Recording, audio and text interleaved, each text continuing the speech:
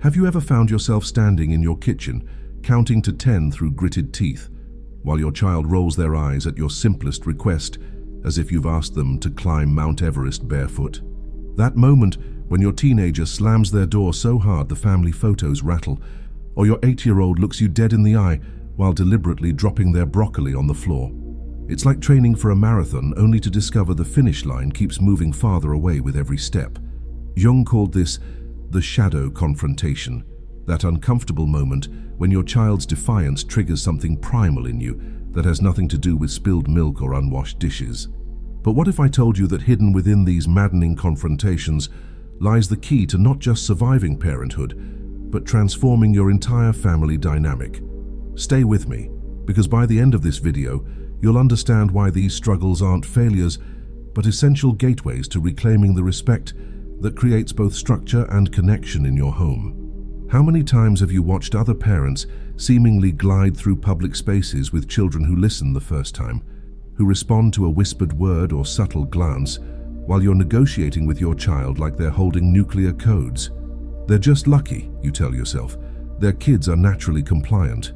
But the truth, buried beneath the Instagram perfect family portraits and the knowing glances in the grocery store checkout line, is far more complex and fascinating. What no one has ever explained to you is that respect isn't random luck or genetic temperament, but the result of a precise psychological dance that you've never been taught the steps to. And when you finish this journey with me, you'll understand why continuing to parent the way you always have, oscillating between permissiveness and punitive control, is actually strengthening the very defiance you're trying to eliminate. What if everything you believed about authority and discipline was filtered through the unhealed wounds of your own childhood? What if those parenting books stacked on your nightstand are missing the fundamental psychological insight that could transform your home from a battleground to a sanctuary? Jung understood that children's defiance isn't a personal attack, but a necessary developmental force, one that, when met with wisdom instead of reaction, becomes the foundation for genuine respect rather than fear-based compliance.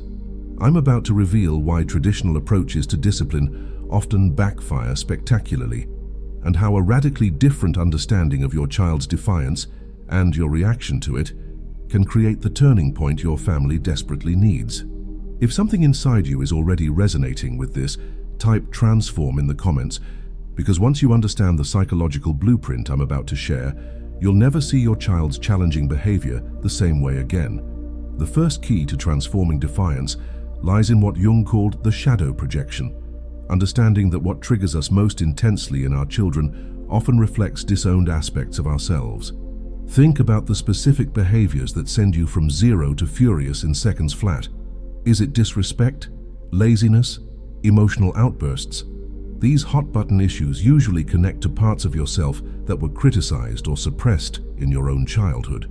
In our achievement-oriented American culture, we're rarely encouraged to look inward when facing parenting challenges. We're told to double down on strategies, consequences, and systems. But here's the revolutionary insight. Your child's most triggering behaviors are actually invitations to heal your own unresolved wounds. Think about that for a second. When your daughter's emotional meltdown over homework makes you want to scream, could it be touching your own discomfort with expressing vulnerability? When your son's procrastination drives you crazy, might it connect to how you were shamed for similar tendencies? This isn't about blaming yourself, but about recognizing that genuine parental authority emerges not from perfect techniques, but from self-awareness. Have you noticed how differently you react to various challenging behaviors? That difference often reveals where your own psychological triggers lie. What behaviors push your buttons most consistently? This shadow work requires distinguishing between respect and fear, what Jung would recognize as the difference between genuine authority and mere dominance. In American parenting culture, we often confuse compliance with respect, mistaking a child's fearful obedience for the genuine recognition of healthy authority. Think about your own childhood for a moment. Were there adults you obeyed purely out of fear, and others you respected because of their integrity and consistency? That difference is crucial. What looks identical on the surface, a child following directions, emerges from completely different psychological soil. Authentic respect can only grow in an environment where a child feels both secure in your boundaries and seen in their struggles. When we demand immediate compliance through threat, shame, or withdrawal of love, we might win the immediate battle, but create a long-term dynamic where respect becomes impossible. Now tell me, how does this apply to your family? When was the last time you found yourself forcing compliance through methods that violated connection? These moments of honest reflection aren't about parental guilt, but about creating the foundation for a transformative approach to authority. The most counterintuitive aspect of reclaiming respect is understanding what Jung called the paradox of individuation. Recognizing that your child's defiance, in appropriate doses, isn't an obstacle to healthy development, but an essential component of it. In our conformity-pressured American culture, we often interpret a child's resistance as failure, either theirs or ours. But healthy development requires your child to test boundaries, question authority, and even push against your rules as part of establishing their own identity. The psychological task isn't eliminating this necessary friction, but channeling it productively. Pensa a questo per un attimo think about this for a moment. Your child's no contains the same psychological energy they'll need as teens to resist peer pressure, and as adults to maintain healthy boundaries in relationships and work. This doesn't mean permitting disrespect or allowing chaos, but rather understanding that measured resistance within secure boundaries actually strengthens rather than weakens your child's development. When have you witnessed your child's strong will serving them positively in other contexts? How might this perspective shift how you respond to their challenging moments? Your reaction to defiance reveals another crucial dimension, what Jung might call your authority complex, the unconscious patterns that shape how you exercise power in the parent-child relationship. In American family systems, we often oscillate between two dysfunctional extremes: the authoritarian approach that demands unquestioning obedience and the permissive style that avoids confrontation at all costs. Both extremes emerge from parents' unresolved relationship with their own authority figures. Think about that for a second. How do you typically respond when your child challenges you? Do you double down and escalate, feeling that your authority is being threatened? Or do you back off and accommodate, fearing conflict or rejection? These reactions aren't random. They're programmed responses based on how authority was wielded in your own childhood. True parental wisdom emerges in the balanced middle, what psychologists now call authoritative parenting, where boundaries are firm, but communication remains open and respect flows both ways. Which of these patterns dominates in your most challenging parenting moments? Understanding your default authority style is the first step toward conscious choice, rather than reactive parenting. The transformation of defiance into respect requires understanding what Jung called psychological containers, the secure boundaries that actually allow for healthy expression rather than suppressing it. In boundary-challenged American family culture, where we often struggle between over-control and permissiveness, this containment concept offers revolutionary potential. Have you noticed how children often behave worse in environments without clear expectations or consistent limits? This isn't coincidence, but psychological necessity. Children need the security of knowing where the boundaries lie in order to feel safe enough to grow. Or a dimmy, how does this apply to your daily parenting? When have you seen your child actually become more anxious or defiant in situations where limits were unclear? Effective containers aren't about rigid control, but about creating what Jung might call sacred space. Environments with clear, consistent expectations that are maintained with firmness and empathy rather than punishment or shame. Which areas of family life currently lack this kind of secure containment? Where might clearer, more consistent boundaries actually increase your child's sense of security rather than triggering rebellion? The restoration of respect in your home requires confronting what Jung called the parental shadow, those moments when your own unmet needs hijack your responses to your child's behavior. In American parenting culture, with its emphasis on sacrifice and selflessness, we rarely acknowledge how our unmet needs for recognition, control, or even rest can unconsciously drive our reactions to defiance. Quante volte, excuse me, how many times have you found yourself overreacting to minor infractions when you're exhausted, or becoming excessively rigid when you're feeling out of control in other areas of life? These heightened reactions often have less to do with your child's behavior and more to do with your own depleted psychological resources.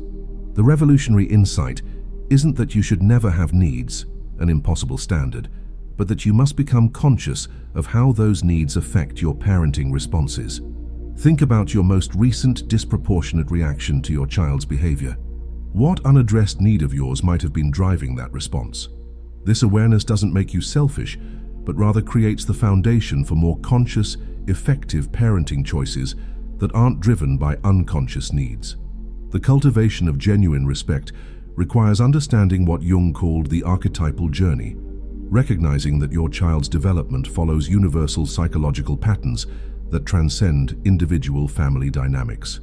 In American parenting culture, we often approach each challenging phase as if it's unique to our child or a reflection of our parenting, rather than recognizing it as part of humanity's collective developmental blueprint. Think about that for a second. Your toddler's defiant no phase, your school-age child's testing of rules, your teenager's challenge to your values. These aren't random difficulties, but predictable developmental stages that children have navigated for generations. This perspective doesn't eliminate the challenges, but it does depersonalize them in a way that allows for more wisdom and less reactivity. When you recognize your child's defiance as part of their necessary archetypal journey, rather than a personal failing, yours or theirs, you can respond with the balanced combination of firmness and empathy that fosters genuine respect. Which current challenging behavior might you view differently if you saw it as a necessary developmental stage rather than a problem to eliminate?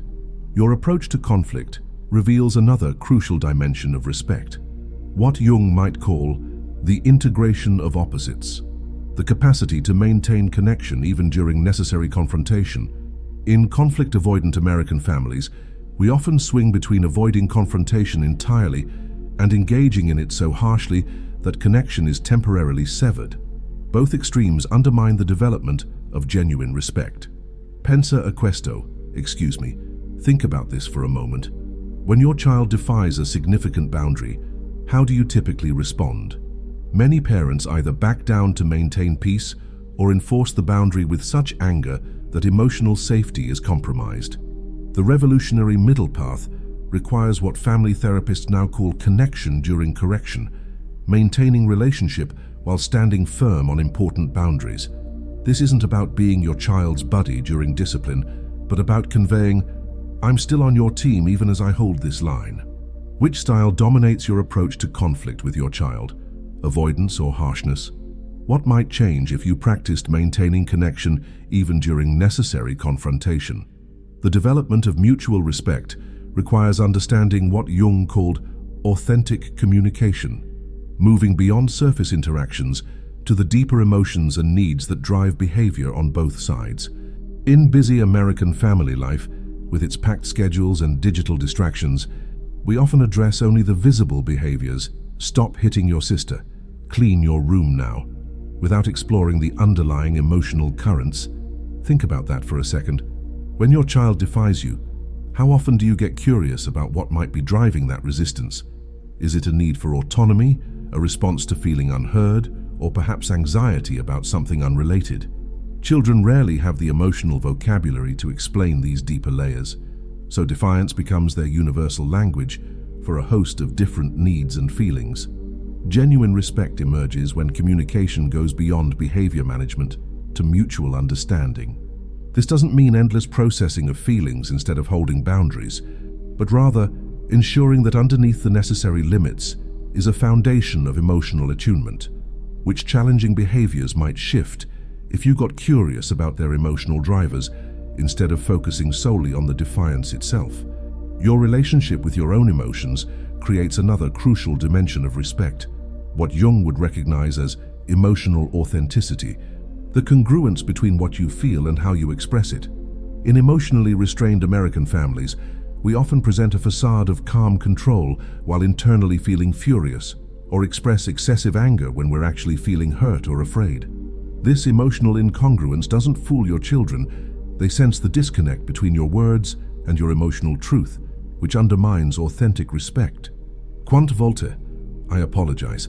How many times have you said "I'm not angry" through clenched teeth or exploded over a minor infraction because of accumulated stresses you hadn't acknowledged? This mismatch between felt and expressed emotion creates confusion rather than clarity, teaching children to distrust emotional communication rather than to respect it. True parental authority emerges not from emotional perfection, but from emotional honesty, expressing feelings appropriately without either suppressing them or unleashing them unfiltered. Which emotions do you find hardest to express authentically in parenting? What might change if you modeled appropriate emotional honesty rather than perfect emotional control? The restoration of respect requires understanding what Jung called symbolic communication, recognizing that defiance often represents deeper psychological needs that can't be addressed through literal responses. In solution-focused American parenting, we tend to address the surface behavior while missing the symbolic message underneath. Think about your child's most persistent forms of defiance. What deeper need might they be expressing symbolically through that behavior? The younger child who constantly says no is often symbolically claiming their emerging autonomy. The teenager who breaks curfew might be symbolically testing whether your love remains even when they make mistakes. This doesn't mean ignoring the behavior, but rather addressing both levels, maintaining the necessary boundary while also acknowledging the legitimate developmental need being expressed symbolically. Or Adimi, how does this apply to your parenting challenges? Which defiant behaviors might make more sense if viewed as symbolic communication rather than mere disobedience? When you respond to both the literal and symbolic levels, discipline becomes not just about correcting behavior, but about meeting legitimate needs in more appropriate ways. Your relationship with your co-parent reveals another crucial dimension of respect, what Jung might call the parental alliance, the unified front that creates psychological security for children even when approaches differ. In American families, where parenting styles often conflict and blended family structures add complexity, this alliance is frequently compromised in ways that undermine overall respect. Have you noticed how children's defiance often escalates in situations where parents are visibly divided or actively undermining each other? This isn't manipulative behavior, but a natural response to the anxiety created by parental division. Think about that for a second. How aligned are you and your co-parent or other significant caregivers in your approach to boundaries and consequences?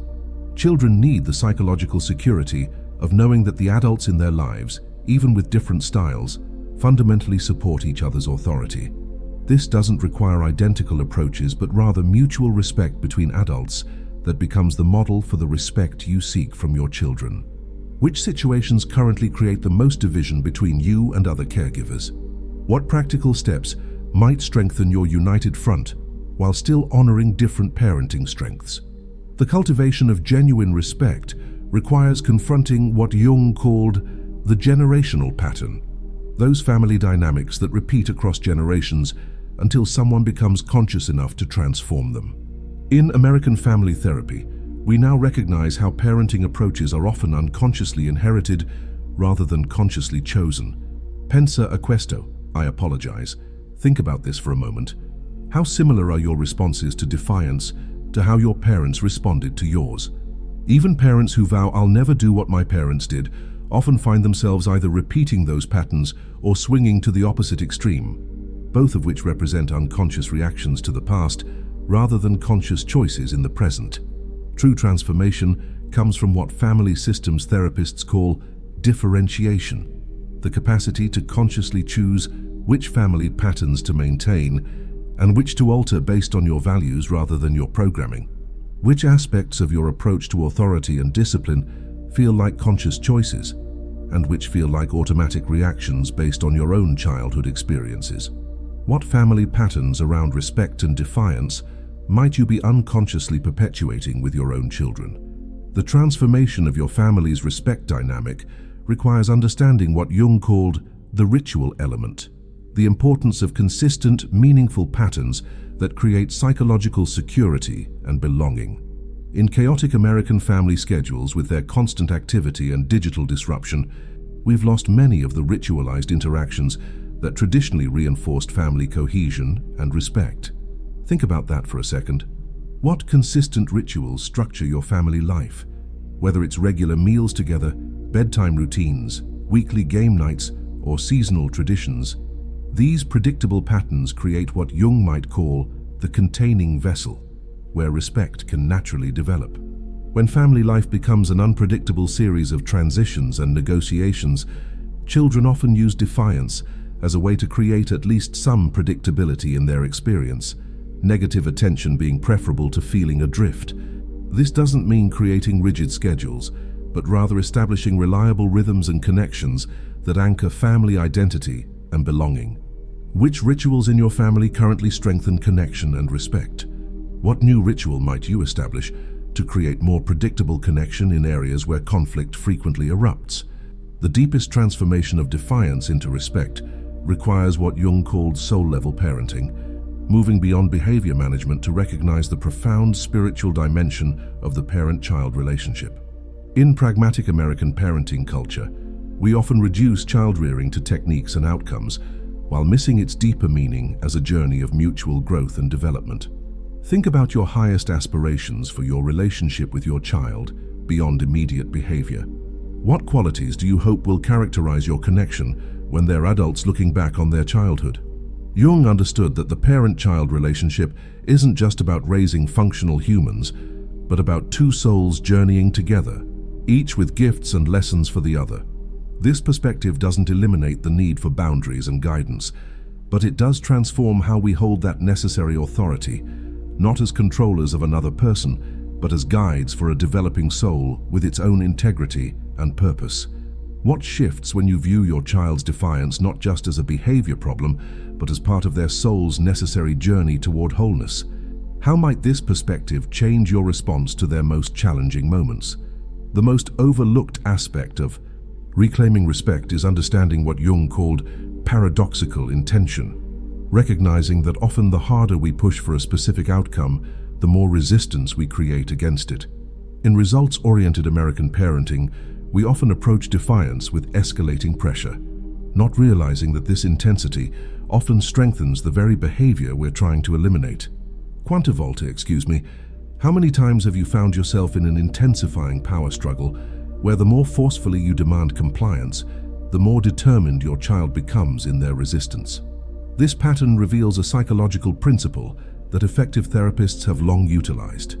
Sometimes backing away from direct confrontation while maintaining clear expectations creates the space for cooperation to emerge naturally. This isn't about abandoning necessary boundaries, but about presenting them with less emotional reactivity and more calm certainty. The parent who can state an expectation clearly and then step back, confident it will be met, even if not immediately, often encounters less resistance than the parent who hovers and escalates. Which power struggles might benefit from this paradoxical approach of clear expectations coupled with less anxious pressure? The integration of wisdom and strength in your parenting requires what Jung would call the conscious parent, developing awareness of both your triggers and your values, so that your responses come from choice rather than reaction. In our fast-paced American family life, we often parent on autopilot, responding to defiance with whatever strategies are most familiar rather than most effective. Think about that for a second. How often do you find yourself responding to your child's challenging behavior before you've even had a moment to consider your approach? These automatic reactions are rarely our wisest parenting moments. The revolutionary alternative is developing what mindfulness practitioners call the pause, that small but significant space between stimulus and response where conscious choice becomes possible. This doesn't mean calculating and strategic responses that lack authenticity, but rather creating enough internal space that your values and wisdom can guide your reactions rather than just your emotions or programming. Which triggers currently bypass your conscious choice and send you straight into reaction? What might change if you practiced expanding that pause between your child's defiance and your response? The ultimate restoration of respect in your family requires what Jung might call the integration of opposites, holding simultaneously the seemingly contradictory elements that create wholeness in the parent-child relationship. In polarized American thinking, we often fragment parenting into false either-or choices, either boundaries or connection, either consequences or empathy, either your needs or your child's. But the most effective parenting approach integrates these apparent opposites. Firm boundaries held with deep empathy, clear consequences delivered with genuine compassion, legitimate parental authority that exists alongside authentic respect for the child's experience. Or a Dimmy. How does this apply to your parenting challenges? When have you found yourself stuck in either-or thinking, believing you had to choose between seemingly opposite values? The most transformative realization is that these aren't opposing choices, but complementary elements of the whole parent-child relationship. Like the symbol of yin and yang, each element contains the seed of its opposite and depends on it for completeness. Which parenting polarities do you find most challenging to integrate? What becomes possible when you approach these not as contradictions requiring choice, but as complementary elements requiring balance?